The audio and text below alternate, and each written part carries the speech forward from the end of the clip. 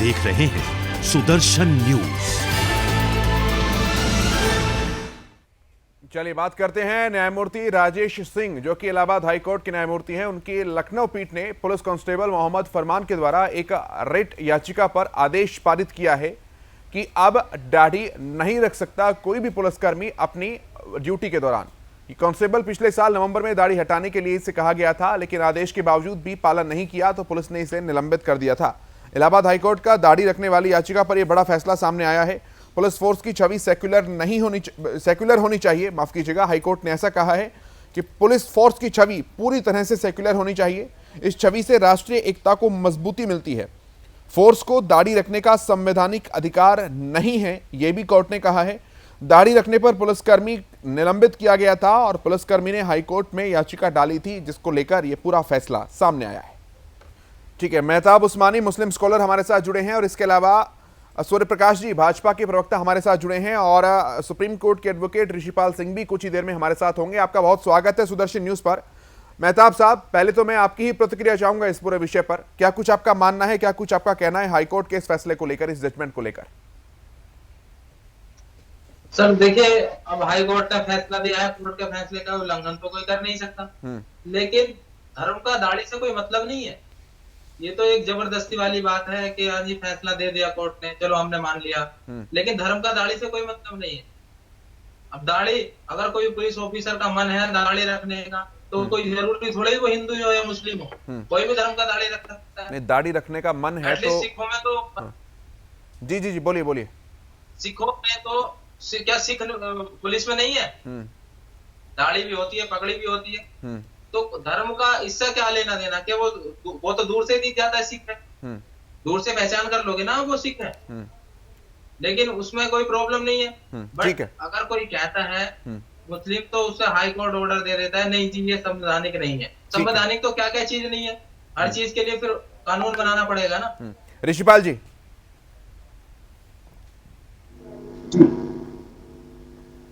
मेहताब उस्मानी साहब कह रहे हैं कि दाढ़ी रखने को लेकर जो इलाहाबाद हाईकोर्ट का फैसला है, एक कहिए कि हाईकोर्ट ने कहा है और ये परंपरा है कि हाईकोर्ट के या सुप्रीम कोर्ट के फैसले के खिलाफ कोई कुछ बोलता नहीं है तो स्वीकार उसे कर रहे हैं, लेकिन उनका ये कहना है कि सिख दाढ़ी रख सकते हैं तो मुसलमान क्यों नहीं रख सकते हैं, और दाढ़ी का और धर्म का क्या संबंध है आपस में?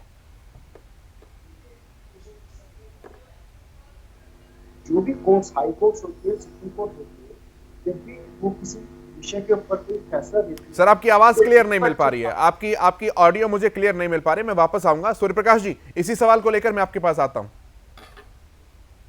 देखिए केशव भाई, यहां पर बिगर किसी मुद्दे को मुद्दा बनाएंगे, आखिर क्या कारण है कि इस प्रकार की बातें फैलाकर देश के संविधान को अपमानित करने की कोशिश की जा रही है। आप देखिए, जिस समय में यह प्रकरण आया, 1 साल पहले की बात है, पिछले साल की बात है, तब वहां पर उनके सीनियर अधिकारियों को बोला था कि आप इसको जो है क्लियर कीजिए, तब ये नहीं माने। इन्होंने कहा कि इनका मामला है। उसके बाद बताइए उनका दाढ़ी से क्या मतलब है? जिस संविधान की रक्षा के लिए शपथ ले रहे हैं, उस संविधान की रक्षा के खिलाफ, उस संविधान की भावना से खिलाफ जाकर ये सब कर रहे हैं, और बाद में अच्छा ये संविधान के खिलाफ है, हमारे को हमारे धर्म की आज्ञा पालन नहीं किया जा रहा। तो ये एक बहुत बड़ा विषय है, जो कि एक प्रकार का जिहाद ही मान लीजिए आप, जो ये कर रहे हैं।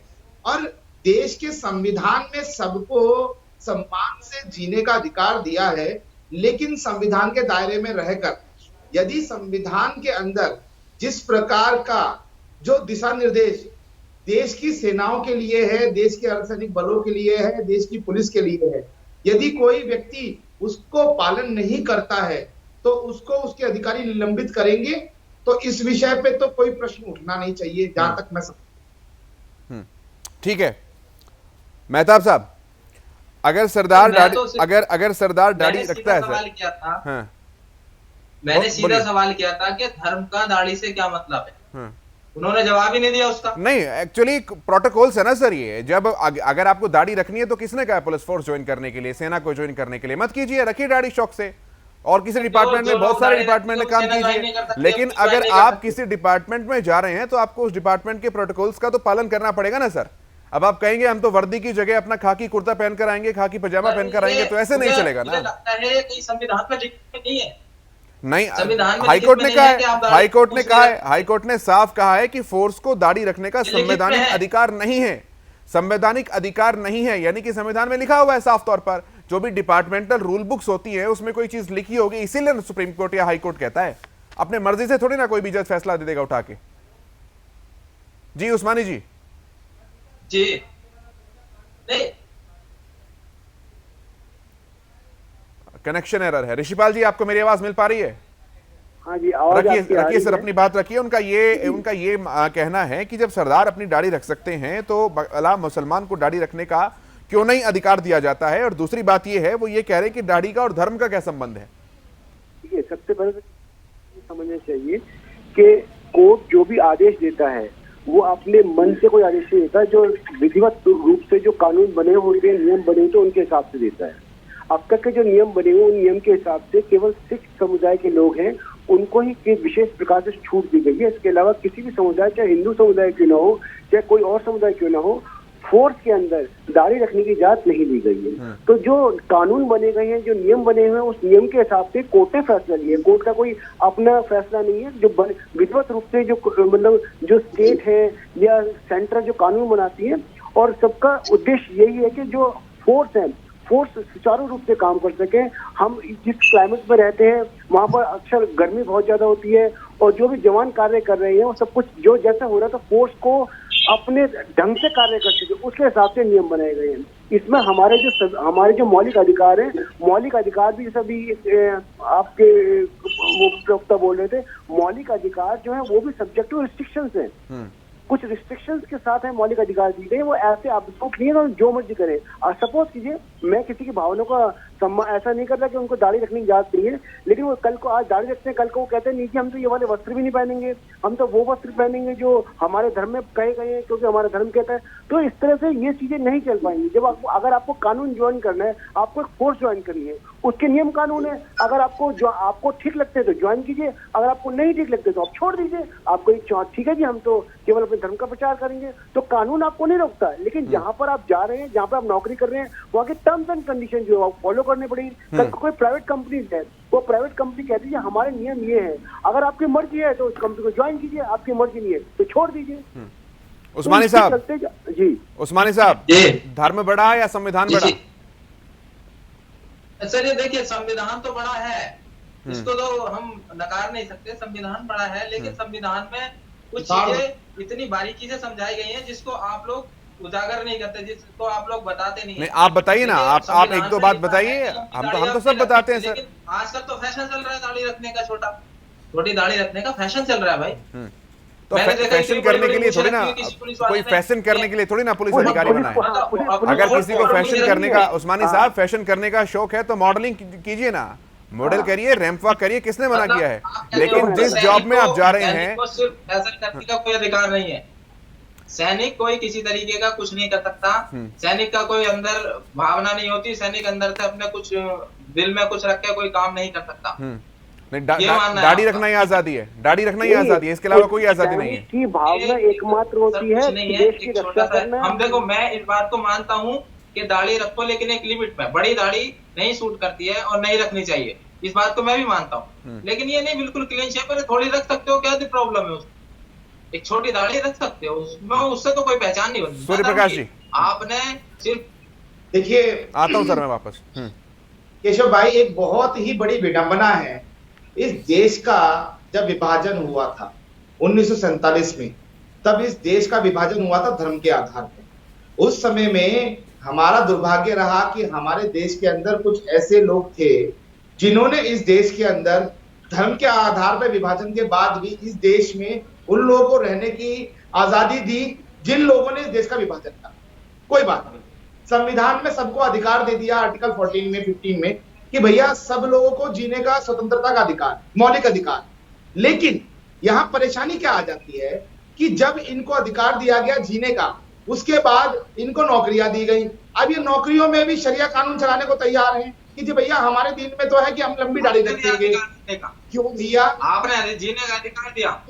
जब इस देश के अंदर जीने का अधिकार संविधान ने तो दिया ना, जो पॉलिसीज दी गई हैं कि भैया सिक्योरिटी फोर्सेस के अंदर हो जाए चाहे पुलिस के अंदर हो जाए, ये अनुशासनात्मक तरीके से आप लोग संविधान के अंदर रहकर, दायरे में रहकर लॉ एंड ऑर्डर को मेंटेन कराएंगे, तो आप क्यों नहीं उसको फॉलो करते हैं? आप बार बार इस प्रकार के प्रश्न क्यों उठाते हैं जिससे कि देश का वातावरण दूषित हो? आखिर क्या कारण है कि जिस देश का आप खाते हैं उसी देश के संविधान में आप विश्वास नहीं करते हैं? आप लोग केवल और केवल, चाहे आप वकील हो, चाहे आप पुलिस अधिकारी हो, चाहे आप किसी स्तर पर पहुंच जाए, वहां जाकर देश के संविधान का अपमान करते हैं। ये बहुत दुखद है। आज जो हाईकोर्ट का निर्णय आया है ये ऐतिहासिक है और ये पूरे देश के लिए उदाहरण है कि जो भी व्यक्ति इस समय में सिक्योरिटी फोर्सेस में है या पुलिस में है, उसको जिस प्रकार का कोड ऑफ कंडक्ट पुलिस या सिक्योरिटी फोर्सेस के लिए है वो अपनाना चाहिए। सरकार आपको सैलरी दे रही है, देश की जनता के पैसे से आपका घर चल रहा है, आपको संविधान में रहकर, दायरे में रहकर उसके प्रकार जो अनुशासनात्मक तरीके से आपको जो अधिकार दिए गए उनका पालन करना है। लेकिन यहाँ परेशानी ये है, ठीक है, मैं जवाब लेता हूँ। एक सेकंड, इन्होंने कहा सिख के ऊपर, तो मैं अभी मेरे जो एडवोकेट साहब हैं ऋषिपाल जी, उन्होंने बहुत सटीक बताया कि संविधान के अंदर सिखों को इस बात के लिए विशेषाधिकार दिए गए हैं। तो ये संवैधानिक रूप से उनको कानूनी रूप से मान्यता दी गई है ना। आप इसके लिए लड़िए ना जाके कोर्ट के अंदर। आप लोग क्यों कोर्ट में जाकर आपको जवाब दे दिया फिर भी आप परेशान हो रहे हैं? क्या कारण है बताइए ना। आप संविधान से ऊपर हैं क्या? ठीक है, मेहताब उस्मानी जी।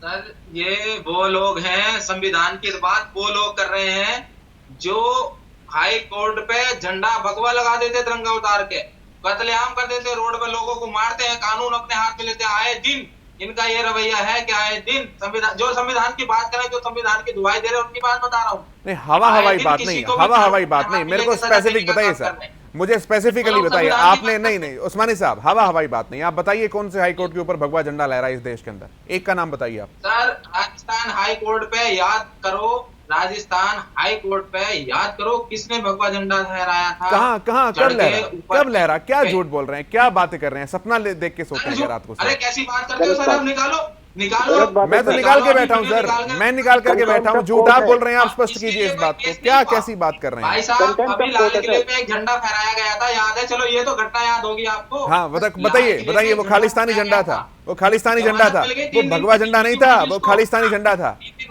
वो खालिस्तानी झंडा था सर। आपके चश्मे के ऊपर हरा रंग लगा होगा इसलिए आपको जो भगवा है वो पीला दिख रहा होगा, लेकिन वो खालिस्तानी झंडा था। मैं बताऊं आपको। ठीक है ऋषिपाल जी, मैं आपके पास आता हूं, उनका कनेक्शन लॉस्ट हो रहा है। अनुमान लगा लो कि जो संविधान की दुहाई देते हैं वो संविधान का पालन करते हैं, इनसे ये तो पूछ लो। अन्य उनको फांसी होनी चाहिए थी जिन्होंने ये गलत काम किया था, जिन्होंने देश की आन बान शान पे। ठीक है, आप इधर उधर मत भटकिए, मैं जो सवाल पूछ रहा हूँ आप उसी के ऊपर केंद्रित रहिए, ज्यादा अच्छा रहेगा। मैं आपके पास वापस आता हूँ उस्मानी जी, मैं वापस आता हूँ। ऋषिपाल जी कुछ कहना चाह रहे हैं। ऋषिपाल जी अपनी बात रखिए। उस्मानी जी, सबसे इम्पोर्टेंट, कोर्ट ने जो आदेश दिया है वो किसी धर्म विशेष के व्यक्ति के लिए आदेश नहीं दिया। और दूसरी बात समझ लीजिए, अगर फोर्स में नौकरी करने वाले हैं तो हिंदू धर्म के लोग ज्यादा हैं और मुस्लिम धर्म के लोग कम हैं, तो ये नियम जो है सब पे लागू होता है। और आज तक जब से फोर्स बनी है किसी हिंदू ने इस बात का एतराज नहीं किया। अगर आप फैशन की बात करते हैं, मन की बात करते हैं, तो हो सकता है बहुत से हिंदुओं के मन में भी आता हो कि हम दाढ़ी रख लें, लेकिन फिर भी सम्मान करते हैं वो फोर्स के नियमों का, वो संविधान का, कि भाई हमें ऐसा नहीं करना, जो हमें नियम बनाए गए उस नियम के अंदर चलना है, उस नियम से बाहर नहीं जाना। तो बहुत इंपॉर्टेंट है कि आप संख्या देखो ना, आप इसको हर बात को धर्म के चश्मे से क्यों देखते हो कि ये बात जो कही गई है वो केवल आप लोगों के लिए कही गई है। कोर्ट ने एक नियम दिया है, एक नियम के तहत कहा गया, कोड ऑफ कंडक्ट जो दिया गया है, उस कोड ऑफ कंडक्ट के अंदर आप इसको दाढ़ी नहीं रखते, ये नियम है, ये कानून है, ये बनाया गया, वो आपको सबको पालन करना है, वो किसी भी धर्म का हो, जब तक कि कोई विशेष एक्सेप्शन नहीं होती। उस्मानी साहब जवाब। हमारी दिक्कत है। उस्मानी साहब जवाब, क्या अगर कोई भी फैसला आता है तो क्या ये माइंडसेट हो चुका है भारत के मुसलमान का कि ये एंटी इस्लाम है, ये एंटी मुसलमान है? कोई भी फैसला, क्या ये माइंडसेट हो चुका है? और इसमें प्रभावित तो अगर बात होगी तो हिंदू ज्यादा प्रभावित होंगे। तो अब हमें थोड़ा सा डर भी लगता है कि हमारे खिलाफ क्या फैसला आता है, कोई पता नहीं। ठीक है ना? तो इसके लिए अब हम कुछ कहने के हकदार नहीं है भाई, जब तक आपकी सरकार है हम बोलने के हकदार नहीं है।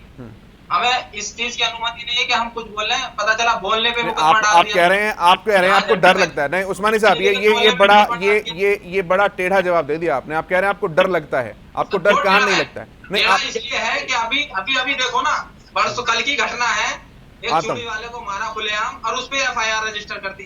क्या बात है, उसी पे एफआईआर रजिस्टर करा दी। कल की घटना उसको मारा है, कल की और घटना है FIR उत्तर प्रदेश के अंदर 5 मुसलमानों ने मिलकर एक हिंदू महिला के साथ दुष्कर्म किया है। एक के ऊपर भी एफआईआर नहीं हो पाई है अभी तक, एक के ऊपर भी एफआईआर नहीं हो पाई है। आप बोलने का अधिकार भी, धर्म देख के आप लोग ये काम कर रहे हैं, बताइए इंसानियत मर चुकी है क्या? नहीं आपको वही चीजें क्यों दिखती है? आप एक आंख बंद करके क्यों देखते हैं? मेवात जाकर देखिए ना आप, मिनी पाकिस्तान बन चुका है वो। कौन रहते हैं वहां पर? कौन है वहां के हुड़दंगकारी सारे के सारे? मेहताब जी ऐसे बात नहीं बनेगा। और अगर हिंदुस्तान में डर लगता है तो बहुत सारे इस्लामिक देश हैं आसपास, आजकल तो जाने में भी काफी आसानी है। सूर्य प्रकाश जी आपके पास आता हूं मैं। केशव भाई, अभी इन्होंने कहा कि इनको बड़ा डर लगता है, तो मैं अपने मेहताब भाई को बोलना चाहूंगा कि अपना बैग पैक कर लो। भारत के एयर इंडिया की उड़ानें बहुत सारी अफगानिस्तान जा रही हैं, उसमें से किसी में बैठा देता हूं, फ्री में पहुंच जाओगे। लागू है वहां पर। आपका तालिबानी मदद करके आया, वही कानून वो चला रहे, रोड पे मारने का वही आप चला रहे हो। और तो गोली मार दी जाती है, उनको घर में बंद कर दिया गया है, बुर्के में पहना के। वही चाहते हो ना सरिया?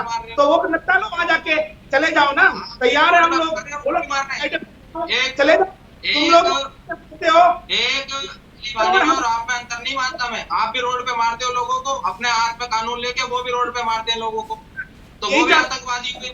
क्या बैठे लग रहा है तुमको? नहीं आतंकवादी, वहां चले आप जाओ। अपने ऊपर टैग को लगवाना चाहते हो, आप तो इंसानियत दिखाओ। लेकिन तुम बात कर रहे हो, उस व्यक्ति ने इंसानियत दिखाओ, आप अपने ऊपर टैग क्यों लगवाना चाहते थे पहला हिंदू नाम से। बात क्या कारण था कि 2 आधार कार्ड बनवा रखे थे उस व्यक्ति ने? तो आधार कार्ड क्यों बनवा रखे थे उसने? उत्तर दो ना। हिंदू लड़की के संग तुम बदतमीजी करोगे, इंसानियत दिखाओ ना। के अलावा आप भी उनकी तरह करने लगे, लगाकर पहुंच जाओगे और आप भी कानून हाथ में लेते हो, वो भी कानून हाथ में लेते हैं, वो भी लोगों को सड़कों पे मारते हैं, आप भी लोगों को सड़कों पे मारते हो। तुम पाकिस्तान के जिम्मेवार के नाम लगाते हो। इस तरह टीवी में बैठकर जो यहाँ बोल रहे हो ना, डर लग रहा है। इसकी आजादी भी हिंदुस्तान के संविधान ने दे रखी है। वहां चले जाओ अफगानिस्तान में, वहाँ बोलने की भी आजादी है। भाग रहे हो ना वहां से, तुम लोग याद कर लो, ये हिंदुस्तान है केशव भाई। ये तालिबान के जो यार है ना, यही देश के सरकार है। ये जो तालिबान के अंदर है ना, यही दहशत गर्द है। ये छुपे हुए आस्तीन के सांप है जो निकल के आ रहे हैं, तो डर लगता है। वहां जाकर गोली मार देते हैं, हजारों लाशें पड़ी हुई रोडों पे, वो डर नहीं लग रहा है इन लोगों को। वहां पे बच के आ रहे हैं, शर्म नहीं आती बेशर्मों को। या हिंदुस्तान में खा रहे हैं और पाकिस्तान का अफगानिस्तान का खा रहे हैं। कहाँ जहाँ जिसका मर्जी आया उसको मार दिया रोड पे, जिसका मर्जी आया उसको गोली मार दी, जिसको मर्जी आया पीट दिया पकड़ के धर्म के नाम पे, जिसको मर्जी आया दाढ़ी काट दी, जिसको मर्जी आया कुछ कर दिया। तो ये भी तो आप धर्म के नाम पे कर रहे हो। अरे हिंदुस्तान में इतनी सारी बातें जो यहाँ बैठ के कर रहे हो ना, ये इसलिए कर रहे हो क्योंकि भारत के संविधान में आपको मौका दे रखा है। अदरवाइज तो जिस प्रकार तालिबान और वहाँ पे अफगानिस्तान में कर रहा है, पाकिस्तान में हो रहा है, याद कर लो। तुम ही लोग हो जो सीएए के खिलाफ जो प्रदर्शन करते हो। सीएए आज पता चल रहा है कि कितना महत्वपूर्ण है। इस प्रकार से अफगानिस्तान से कितने सारे सिख भाई हमारे आए हैं इस समय में, ये दर्शाता है कि कितनी जरूरत है।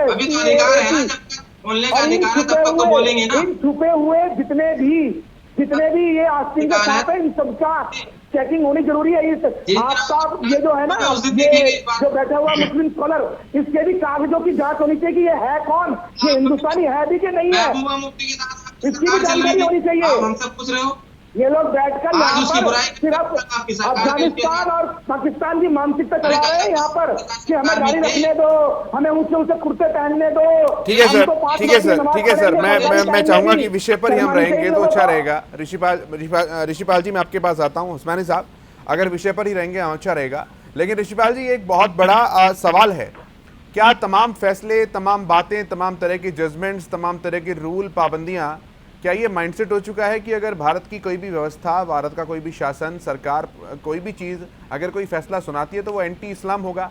अभी कह रहे हैं उस्मानी साहब कि हमें इस देश में डर लगता है, पता नहीं आप कब कौन सा कानून बना दो। हालांकि उनका इशारा सीएए एनआरसी की तरफ था, लेकिन उन्हें लगता है कि ये आ रहे हैं तो इसका मतलब एंटी इस्लाम होना है हिंदुस्तान का।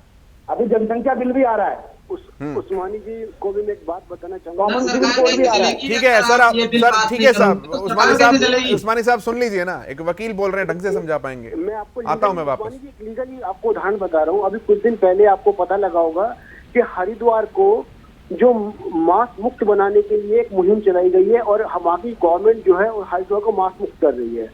और वहाँ की जो मतलब जो वहाँ की जो लोकल बॉडी है, वो लोकल बॉडी के व्यक्ति हैं, जो एक मुस्लिम व्यक्ति हैं, उन्होंने इस प्रस्ताव को लेके आया कि उन्होंने कहा कि हमारी पूरी अर्थव्यवस्था जो है इस बात पर टिकी हुई है कि हरिद्वार जो मांस मुक्त होना चाहिए। और मांस की बात करते हैं तो उसके अंदर हिंदू लोग ज्यादा प्रभावित होते हैं और मुस्लिम लोग उन्होंने कहा कि कम प्रभावित होते हैं। तो हमें छोड़ना चाहिए हर बात को पूर्वाग्रह से, हर बात को धर्म से जोड़ना। केवल ये सोचना, अभी उस्मानी भाई कह रहे थे कि किसी को पकड़, किसी को ये कर दो, किसी की दाढ़ी काट दो, किसका ये कर दो, ऐसे नहीं। 1 अरब 30 करोड़ के लोगों हमारा देश है, उसमें छुटपुट अगर कोई घटना हो जाती है तो इतने बड़े महान राष्ट्र को, इतनी बड़ी जो व्यवस्था है उसको हमें कलंकित नहीं करना चाहिए, ना ही ऐसी चीजें बोलना चाहिए।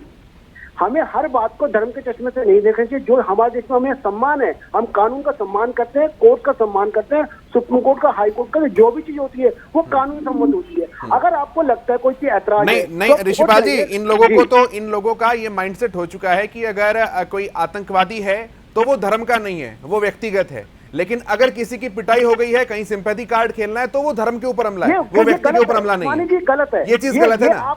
आप मानिए कि वो एक आपराधिक घटना है, जिस व्यक्ति ने अपराध किया उसको सजा मिलेगी, उसको प्लीज आप और हम भाई प्लीज उसको धर्म के चश्मे से मत देखिए, उसको धर्म पर मत लाइए, वरना ये स्थिति खराब हो जाएगी। आप उसको मानिए कि वो एक कानूनी समस्या है, अपराध हुआ, एक व्यक्ति ने अपराध किया, उसको सजा मिलेगी। आप उसको प्लीज मत कीजिए, उसको धर्म के चश्मे से मत जोड़िए, वरना हमारा जो ताना बाना है, हमारा समाज बना हुआ है इतने सदियों से, वो उसमें काफी डेंट पड़ जाएंगे। उस्मानी साहब, आप मजबूत कीजिए। उस्मानी साहब जी जी, यही सवाल है सर, यही सवाल है। मैं चाहूंगा फाइनल कमेंट आप जल्दी से करें क्योंकि समय भी मेरे पास कम है।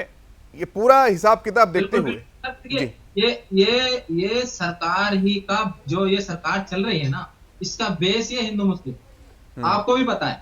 जब तक ये काम नहीं करेंगे, इस तरीके के कानून नहीं बनाएंगे, तो फिर वोट कैसे मिलेगा? ठीक है, सरकार का बेस हिंदू मुस्लिम है, ठीक है, सरकार का बेस, ठीक है ठीक है ठीक है ठीक है। फाइनल कमेंट था ऋषिपाल जी, जल्दी से फाइनल कमेंट सर, समय थोड़ा सा कम है। ऋषिपाल जी, हमारा देश जो है, यहाँ पे हमारा लैंड ऑफ लॉ है, कानून है, सबको अधिकार है। एक आम आदमी को अधिकार है, किसी धर्म का हो, किसी जाति का हो, अगर उसको सीधा हाई कोर्ट जा सकता है किसी बात पे। ठीक है, तो आप ये कहने लैंड ऑफ लॉ, धर्म, हाँ ठीक है, रूल ऑफ लॉ है, रूल है, ठीक है। Surya Prakash ji, final comment. केशव भाई, इस सरकार का जो बेस है वो है विकास, विश्वास, सबका साथ, सबका विकास, सबका सम्मान और सबका प्रयास। लेकिन जो देशद्रोही हैं उनके लिए एयरपोर्ट पर ठीक है, लेके उनको अफगानिस्तान भेज दिया जाएगा। ठीक है सर, ठीक है सर, आप तीनों का बहुत धन्यवाद इस चर्चा में सम्मिलित होने के लिए, बहुत धन्यवाद। मेरे साथ इस कार्यक्रम में इतना ही, लेकिन देश दुनिया की तमाम बड़ी खबरों के लिए आप देखते रहिए सुदर्शन न्यूज। जय हिंद। देख रहे हैं सुदर्शन न्यूज।